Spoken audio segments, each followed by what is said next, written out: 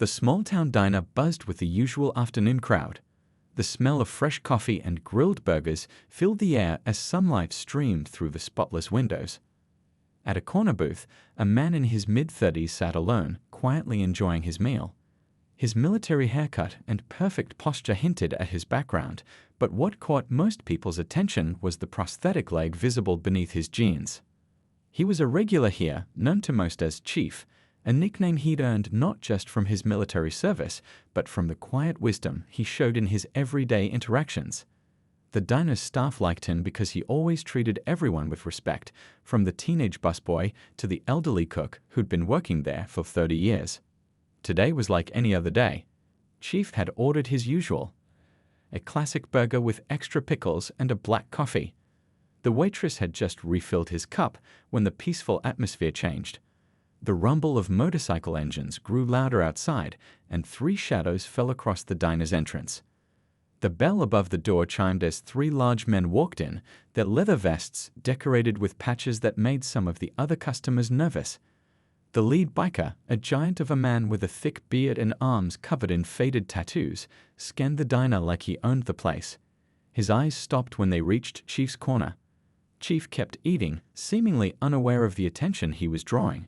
He'd learned long ago that the best way to handle trouble was to stay calm and assess the situation.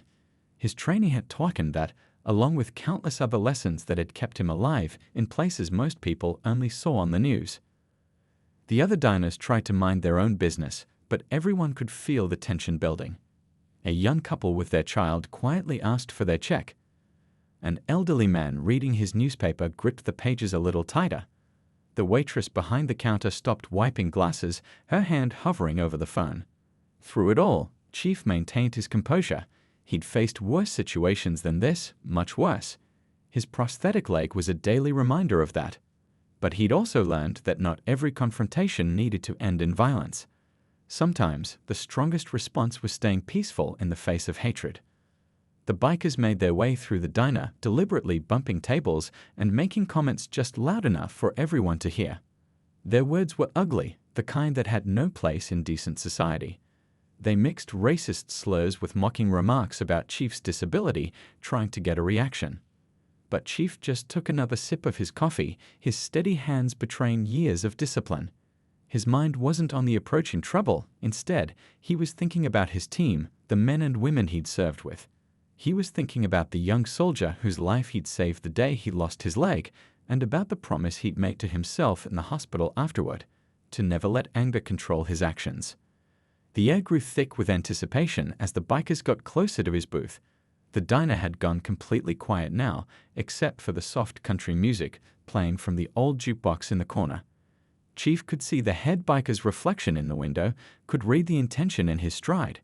He knew what was coming next, but he also knew something the bikers didn't. Sometimes the biggest surprises come in the quietest packages. The lead biker moved first, sliding into the booth across from Chief without invitation. His 2 friends flanked the table, creating a wall of leather and hostile intent. The smell of motor oil and cigarettes cut through the diner's usual cooking aromas. Chief noticed how the larger biker's hands were scarred across the knuckles, signs of someone who solved problems with his fists. "Nice leg you got there," the lead biker sneered, his voice carrying across the now silent diner. His friends chuckled, the sound empty of real humor. "Must have cost a pretty penny. Bet our tax dollars paid for that, huh?" Chief took another bite of his burger, chewing slowly and deliberately. The diner's other customers watched the scene unfold, their own meals forgotten. A middle-aged trucker at the counter slowly put down his fork. The waitress had disappeared into the kitchen, probably calling for help. "You deaf as well as crippled?" the second biker asked, leaning in closer. His leather vest creaked with the movement. "Boss is talking to you." Chief placed his burger down and wiped his hands carefully with a napkin. Every movement was measured, controlled. He'd been in countless situations like this before, not just in combat, but in civilian life too. People saw what they wanted to see: a disabled man, an easy target. They never looked deeper. The third biker, shorter than his friends but wider, reached across the table and grabbed Chief's coffee mug. "Maybe you need a little motivation to be more social," he grinned, deliberately tipping the cup. Hot coffee spread across the table, dripping onto Chief's lap. The other customers tensed. An elderly woman gasped. A young man halfway across the diner started to stand up, but his wife grabbed his arm, pulling him back down. Nobody wanted trouble, but everyone could see it coming. "You know," Chief spoke for the first time, his voice surprisingly soft and calm. That coffee was still pretty hot. He didn't move to avoid the liquid, didn't show any reaction to the scalding temperature. Instead, he maintained eye contact with the lead biker, his gaze steady and unafraid. Something in his voice made the bikers pause. Maybe it was the complete lack of fear, or maybe it was the hint of authority that came from years of giving orders in life-or-death situations. Whatever it was, the lead biker's cocky smile faltered for just a moment. "You think we care about your comfort?" The leader recovered, his voice rising. "Look around, friend. Nobody here's gonna help you. Nobody wants to get involved." He gestured at the other customers, who quickly looked away. "It's just us having a friendly conversation." Chief glanced around the diner, taking in the scene. The cook had emerged from the kitchen, his weathered face concerned. The teenage busboy stood frozen, holding a bin of dirty dishes. Through the window, Chief could see more motorcycles pulling up outside. The situation was escalating, just like he'd seen it do countless times before. "You boys ever serve?" Chief asked quietly, still making no move to defend himself or retreat. The question seemed to catch the bikers off guard. The leader's eyes narrowed suspiciously. "What's that got to do with anything?" the shorter biker demanded, but Chief noticed the lead biker's posture change slightly. There was recognition there, maybe even a hint of military bearing that hadn't quite been trained away by civilian life. "Just curious," Chief replied, his voice remaining level. "Because if you had, you might recognize what you're looking at right now." He shifted slightly, and something in his movement made the bikers instinctively lean back. It wasn't threatening, not exactly, but it carried the unmistakable weight of someone who knew exactly what they were capable of. The coffee continued to drip off the table, creating a steady rhythm that punctuated the tense silence. Outside, the afternoon sun had dipped lower, casting long shadows through the diner's windows. The moment stretched out, balanced on a nice edge, waiting to see which way it would fall. The lead biker's face darkened as he processed Chief's words. He leaned forward, his massive frame casting a shadow across the table. "You trying to tell us something, tough guy?" His voice had dropped to a dangerous whisper. The other customers in the diner held their breath, sensing the situation was about to boil over. Chief remained perfectly still, his hands flat on the table beside his half-eaten burger. Years of training had taught him to read situations like this. The subtle shifts in body language, the almost invisible tells that telegraph someone's next move.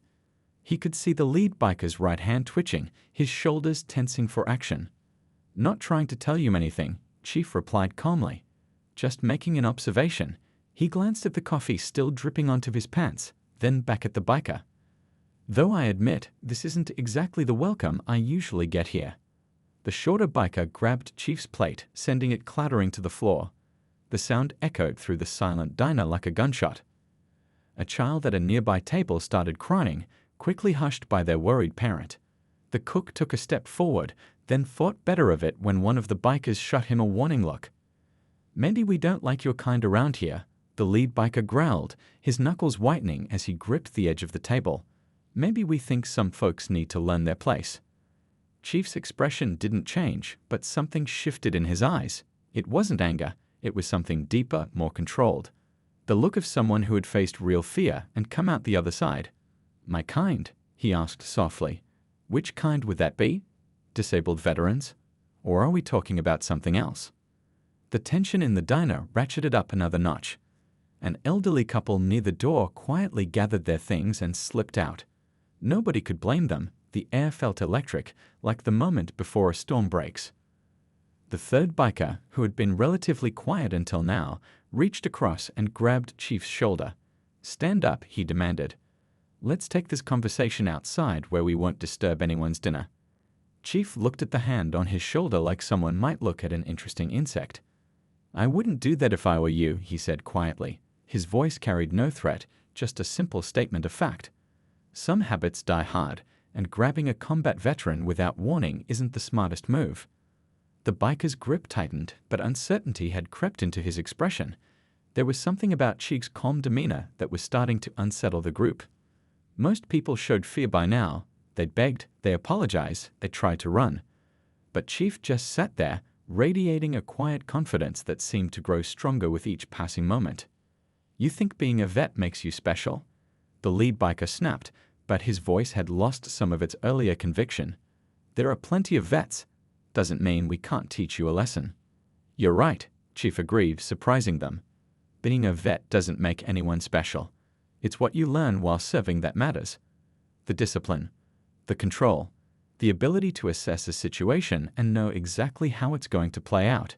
He paused, letting his words sink in.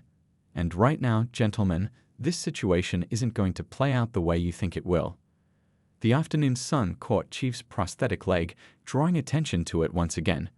But now, instead of looking like a sign of weakness, it seemed to tell a different story, one of survival, of strength, of someone who had faced much worse than 3 bikers in a small-town diner.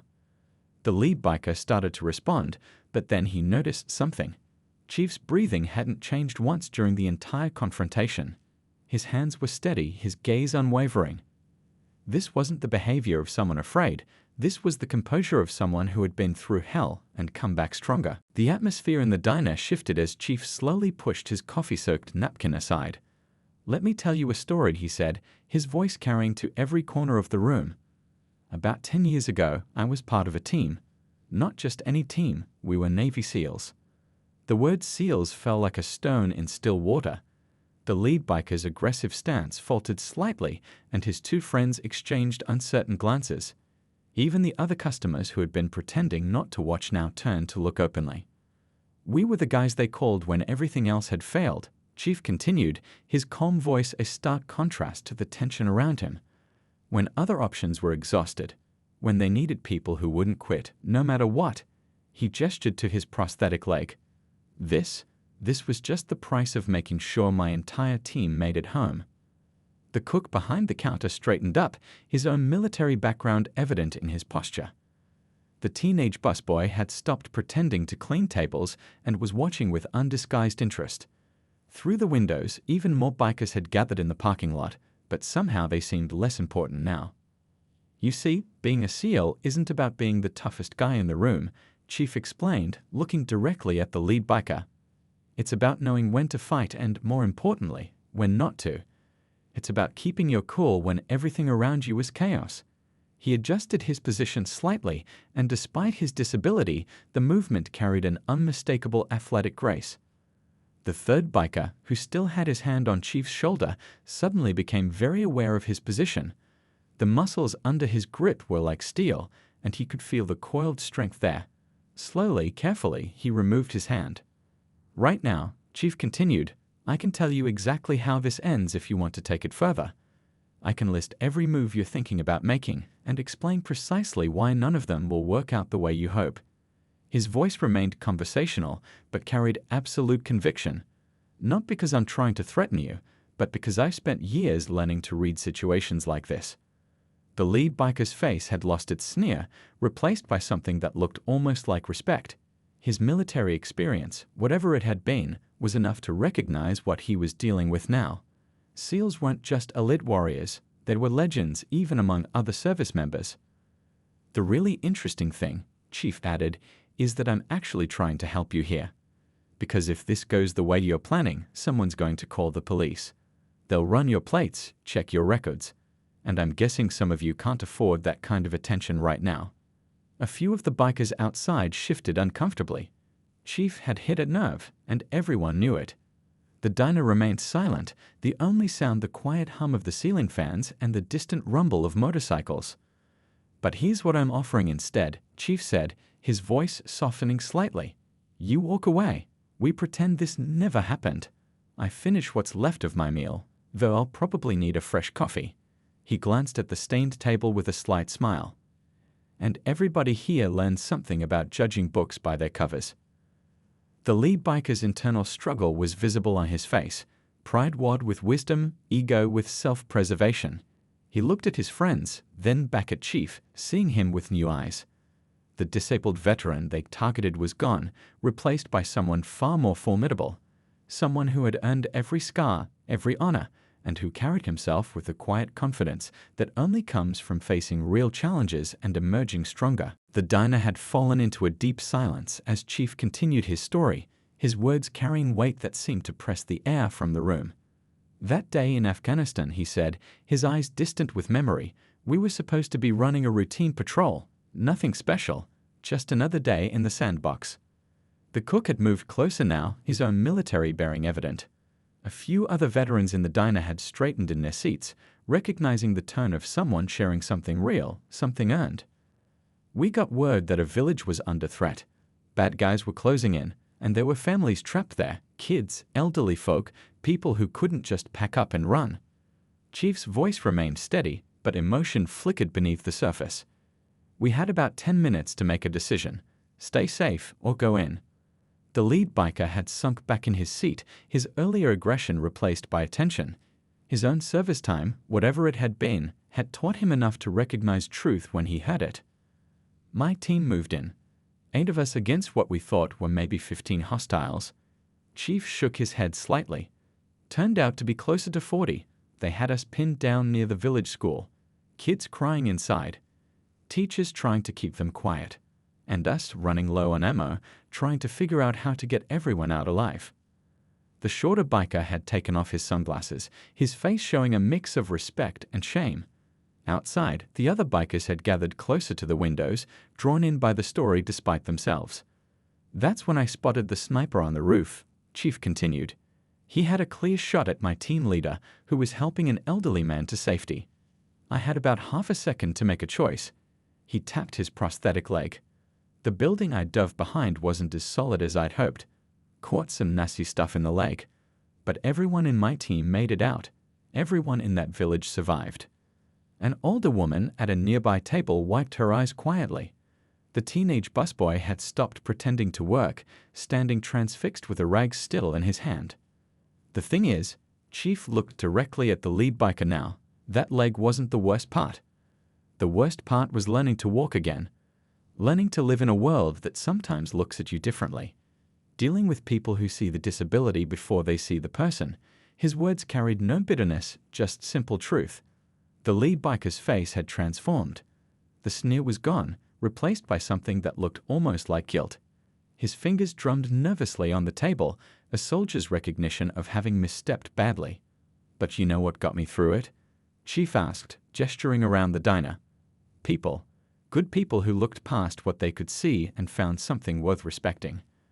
Folks who understood that strength isn't about how tough you look or how loud you can be, it's about what you're willing to do for others. A few of the regular customers nodded. They'd seen Chief in here before, always polite, always ready with a kind word or a helping hand, never once mentioning his service or seeking recognition. The biker gang leader swallowed hard, his tough exterior cracking. His own service record, probably more modest but still honorable, made him understand exactly what sitting across from a decorated SEAL meant. The respect he'd been demanding moments ago was now freely given, earned not through intimidation, but through the quiet testimony of sacrifice and courage. The lead biker cleared his throat, breaking the heavy silence that had fallen over the diner. His massive frame seemed to shrink as he straightened up, military bearing unconsciously taking over. Chief, he said, his voice rough with emotion, I think we owe you an apology.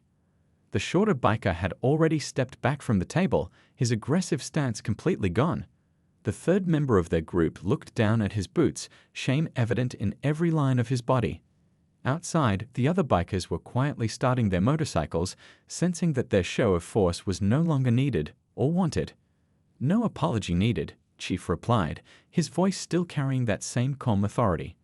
But I would appreciate it if you'd let me finish my meal in peace.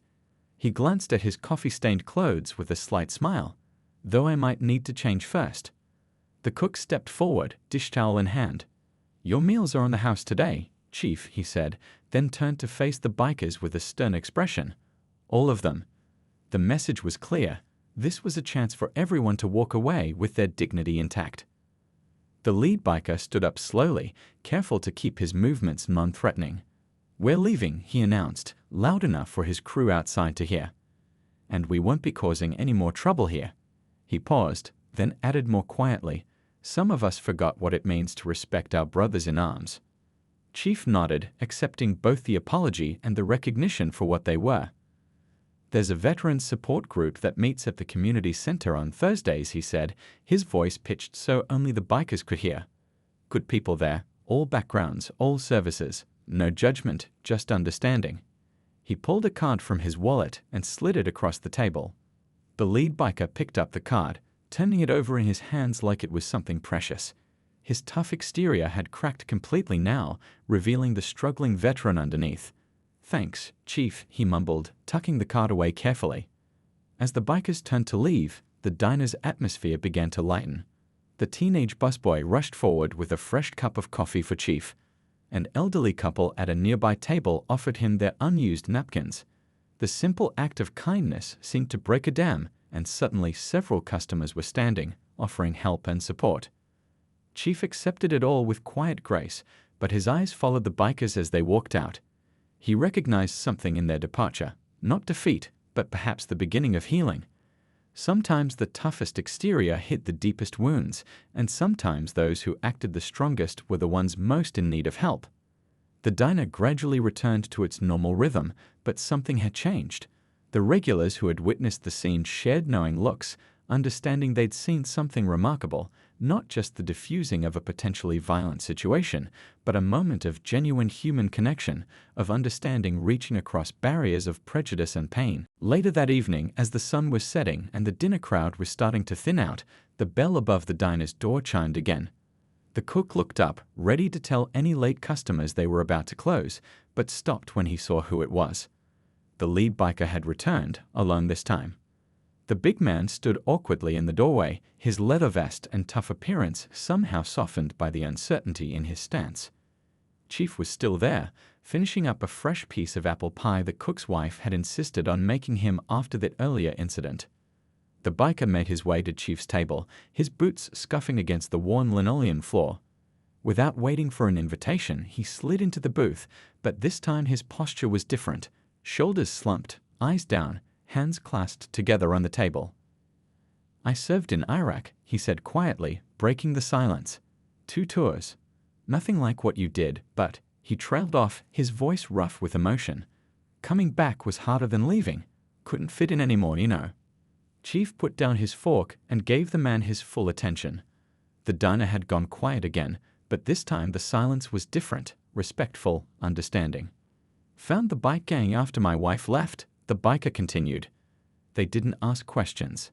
Didn't care if I woke up screaming some nights. Just accepted me." He rubbed his face with one large hand.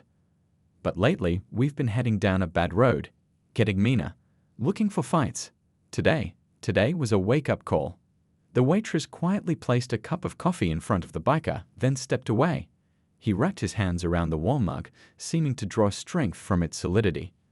"That veterans group you mentioned," he said, finally looking up to meet Chief's eyes. "They'd really take anybody, even guys like me who've messed up." Chief leaned forward slightly. The group's leader was a helicopter pilot who lost her whole crew in Afghanistan. Next to her sits a former Marine who spent 3 years living under a bridge before he found his way back. We've got a Coast Guard veteran who can't go near water anymore, and an Air Force mechanic who jumped at every loud noise until we helped him find the right help. The biker nodded slowly, understanding what wasn't being said, that everyone had their struggles, their demons, their paths to redemption. "We meet at 7, Chief continued. "Coffee's terrible, but the conversation's real. No uniforms, no rank, no judgment. Just people who understand what it means to serve and what it costs to come back."